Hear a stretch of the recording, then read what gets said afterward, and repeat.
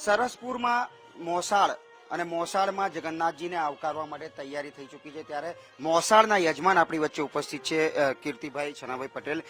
કીર્તિભાઈ, સદભાગ્ય મળ્યું છે, ક્યારના ઇંતજાર કરી રહ્યા હતા આ ઘડીની.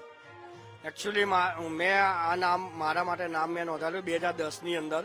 2012ની અંદર અહીંયા આગળ ડ્રો થયો હતો 5 વર્ષ માટેનો, અને એ વખતે મારું 2015ની અંદર મારું નામનું સિલેક્શન થયું હતું. તો એ વખતે મને જે લાગણી અનુભવી હતી ને જે અનુભૂતિ થઈ હતી એની કોઈ સીમા નથી. મને એમ થયું કે આટલું જલ્દી મેં મારું નામ આવી ગયું, ભગવાને કંઈક મને બહુ મોટી પ્રસાદી આપી છે, તો એને હું કઈ રીતે હું આનું આયોજન કરું અને કઈ રીતે તૈયારીઓ કરું, એ 2012થી મેં એની તૈયારીઓ ચાલુ ધીમે ધીમે કરી દીધી હતી.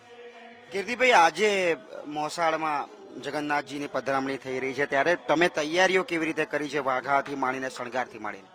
એકચ્યુઅલી મેં વાઘાને સરસપુરના ટ્રસ્ટીઓના દ્વારા નક્કી થયેલા એ પ્રમાણે અમે લોકો ડિઝાઇન અને આભૂષણના બધું નક્કી કરેલું હતું. એ પ્રમાણે અમે બધું કરેલું છે. આની અંદર અમે જે બી કરીએ છીએ, અમે ભગવાનની મામેરાને લગતી જે બી તૈયારીઓ કરી છે એ બધી મેં પૂર્વ તૈયારીઓ અમે પહેલેથી કરી રાખી હતી. આભાર કીર્તિભાઈ. તો જે રીતે જણાવ્યું તે પ્રમાણે 2010થી ઇંતજારી હતી અને ઇંતજાર કરી રહ્યા હતા, એ ઘડી આખરે આવી ચૂકી છે અને મોસાળના યજમાન બની ચૂક્યા છે. ભગવાન જગન્નાથજીને મોસાળમાં આવકારવા માટે તમામ પ્રકારની તૈયારી થઈ ચૂકી છે. કેમેરામેન રાજુ ગઢવી સાથે કલ્પેશ રાવલ, સરસપુર, અમદાવાદ.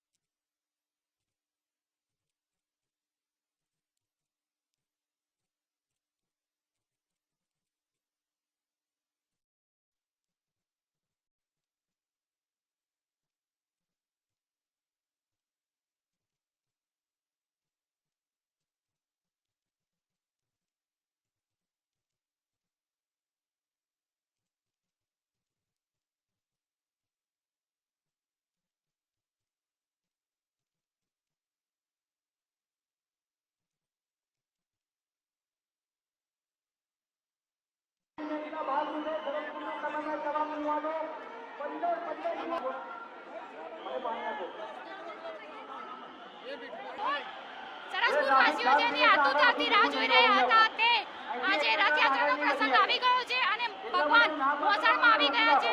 તેમનું રંગે ચંગે મામેરું કરવામાં આવ્યું છે અને અને સરસપુરવાસીઓ ભગવાનના આગમનથી ખુશ છે. કેમેરામેન રાજુભાઈ ગઢવી સાથે ઝલક અટિયાર, GSTV, અમદાવાદ.